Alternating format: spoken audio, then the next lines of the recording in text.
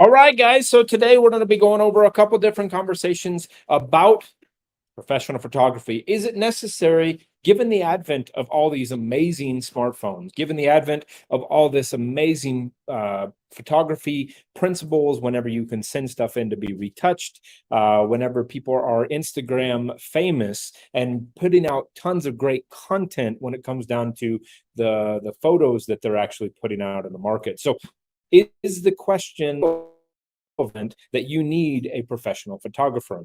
And I think that's a loaded question because I think there's a lot of details that fall into fashion when you're having a conversation about whether or not you actually need a professional photographer and whether you should be putting the money in to actually buy this professional photographer for your listings. So let's go back to the starting point.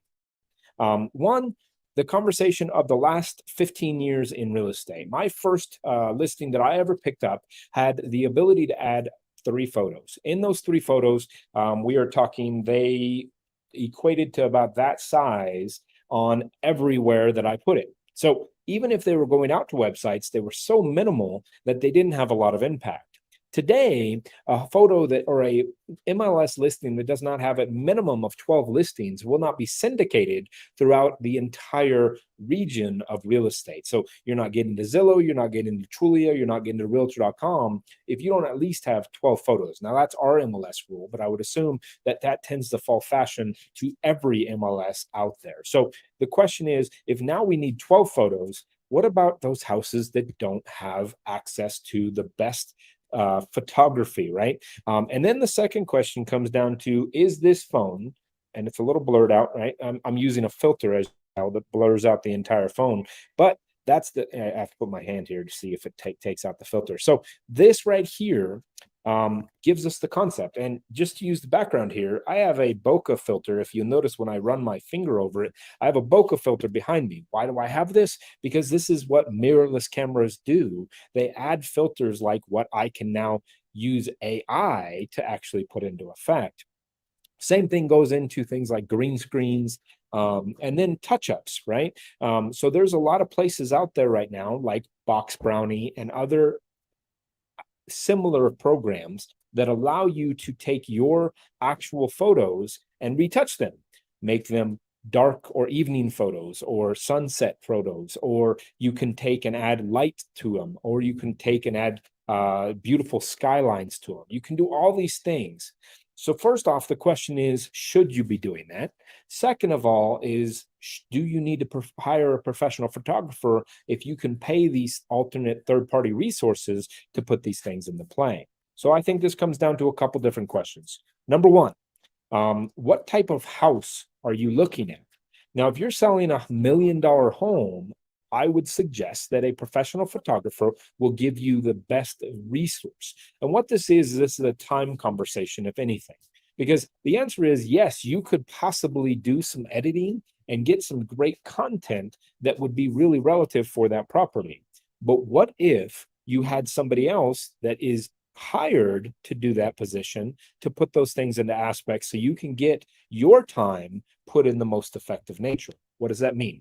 Well, if you get $1 million listing, your highest dollar per value task should be trying to sell said $1 million listing. So bringing that out to buyers, bringing that out to other resources. If you waste 10 hours trying to edit a beautiful picture and you get through one when the professional can get through 10, the question is it worth hiring that person? And the answer is emphatically absolutely. So as much as we have this advent of new phones with great cameras back in them, the question isn't that. The question is, what time, energy are you going to be able to put into editing and going through this process?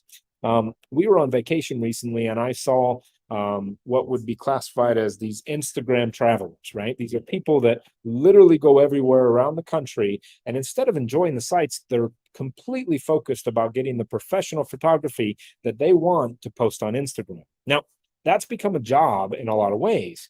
But the question is brought up to the fact that while I'm enjoying the turtles in Hawaii, they're enjoying the fact of getting the best photo of the turtles in Hawaii.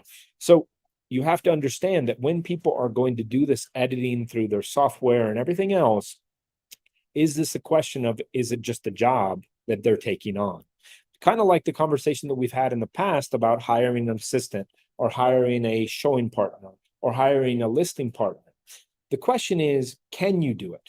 Absolutely. You can do the work yourself, and you probably get pretty good at it. I can do a great website if I dedicate the time and energy to learn how to do a website. But the truth is somebody else has already dedicated that energy to becoming an expert at that stuff. Why would I spend my time and energy, which I'm good at something else, selling real estate, into building a website? And the answer is that is why you need to look at what is considered time value of money. So this conversation about photography comes down to the question of, if you hire somebody that is professional at something and enjoys doing something, why would you not put that into effect when you're trying to sell something else? Okay, so you pick up that listing. Now the question is, hire the people that are good at what they do, photographers, and go through and get the best photography that you can possibly do. Now, can these find fashion? Yes. If you have an $80,000 or $90,000 listing, spending $100 or $200 on professional photography might not be the best ROI if the seller is not paying for that photography directly. Having $1 million listing with professional photography would probably make a lot of sense. So in those $80,000, $90,000, $100,000 listings, maybe an iPhone is actually the best use of time. Or finding a photographer that you work up a contract that has a set price, whether it's a big listing or a small listing, might also be a benefit. This is that conversation that goes down to business and organizing your real estate sales business as an actual business that will grow with you as you start to add more transactions to it. So the conversation stems back to this very simple thing. Your time value of money is best used doing fill in the blank. Mine is not taking pictures of a house. Unfortunately, that I went away from that a long time ago. And I would assume if you're selling anything over 1 or 2 houses, your time is not best used editing photography. So hire somebody that can do that for you. And that way your time is best used at selling that actual real estate. So once again, guys, bringing this back down to zero is the conversation of time. And that's the one thing that we can never absorb more of. So make sure that if you're going to spend that time editing photography, that you understand that that may be lost in trying to prospect additional deals and grow in your business overall.